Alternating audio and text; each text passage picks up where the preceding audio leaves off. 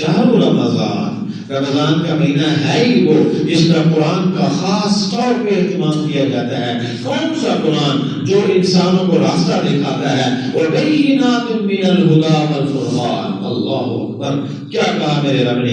حدیث پاک میں ہے کہ ہر رمضان میں ایک دور فرماتے تھے، لیکن جو سرکار کا آخری رمضان تھا، یعنی دنیا سے جانے اس کے بعد آپ دنیا سے رخصت ہوگی، آپ کا وصال ہو گیا، آپ دنیا سے تشریف لے گئے، تو اس رمضان المبارک میں 2 دفعہ دور کیا آپ صلی اللہ علیہ وسلم نے جبریل علیہ السلام کے ساتھ۔ تو نشانی کیا ملی کہ رمضان کے مہینے کی خاص بات کیا ہے کہ اس مہینے میں قرآن کی تلاوت خاص طور پہ کی جاتی ہے، زیادہ کی جاتی ہے۔ عام دنوں میں 1 پارہ تو رمضان میں 2 پارے، عام دنوں میں 2 پارے تو رمضان میں 4 پارے، عام دنوں میں دن میں 1 دفعہ قرآن تو رمضان کے مہینے میں دن میں 2 دفعہ قرآن، 3 دفعہ قرآن۔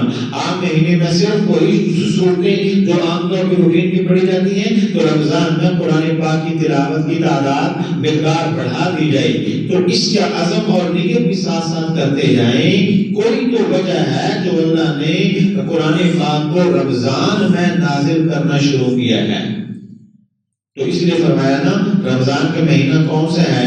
یا اللہ رمضان کا مہینہ روزے والا، اللہ نے نام رمضان کا لیا، بات قرآن کی شہر رمضان الذی انزل فیہ القرآن، اس میں قرآن اتارا گیا۔ کیسا قرآن؟ ہدی للناس، انسانوں کو راستہ دکھانے والا، انسانوں کی رہنمائی کرنے والا، انسانوں کو بھٹکے ہوئے کو صحیح راستے پہ لانے والا، جو بھول چکے ہیں انہیں راستہ بتانے والا، ان کی بھول ختم کرنے والا، ان کی غلطی ختم کرنے والا، ان کی وہ جو راستہ بھٹک گئے تھے واپس ان کو صحیح راستے پہ لانے والا۔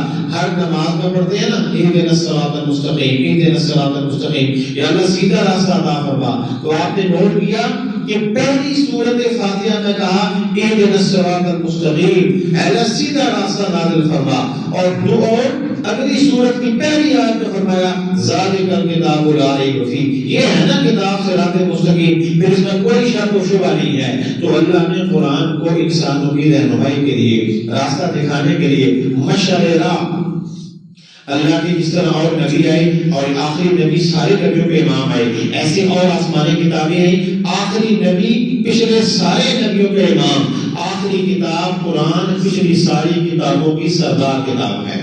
اس سے بڑی کتاب اور کوئی نہیں، یہ اللہ نے سب سے بڑی کتاب نازل فرمائی۔ اور میں یہ عرض کروں، پہلی امتوں میں تورات آئی، انجیل آئی، زبور آئی، یہ اور 100 صحیفے آئی۔ تورات حضرت موسیٰ علیہ السلام کو زبانی یاد تھی، پوری امت میں کوئی اور تورات کا حافظ نہیں تھا۔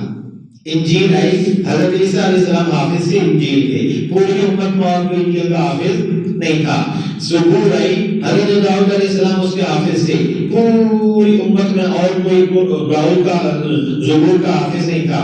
قرآن اللہ کی وہ کتاب ہے، اللہ کے نبی حافظ قرآن، ابو بکر صدیق حافظ قرآن، عمر فاروق حافظ قرآن، عثمان غنی حافظ قرآن، علی المرتضی حافظ قرآن، امام حسن حافظ قرآن، امام حسین حافظ قرآن، 1.25 لاکھ صحابی سارے کے سارے حافظ قرآن۔